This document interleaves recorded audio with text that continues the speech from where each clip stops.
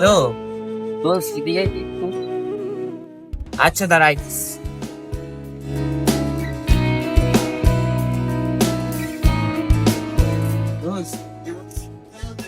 ভাল লাগতেছে না, চল একটু আড্ডা দিই। চল ওখানে যাই আমরা। চল। এই বকিন্নির সাথে আমি আড্ডা দিব, কি বলবি ভাই? জি ভাই, আমরা তো সবাই মানুষ। আমরা কি মানুষ না? আমরা তো সবাই মাটির তৈরি। অহংকারটা কমান, ঠিক আছে?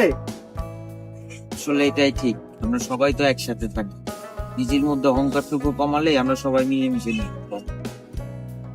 থাক, সমস্যা না, ওরাও আমাদের ভাই। আমরা সবাই মিলেমিশে একসাথে থাকি।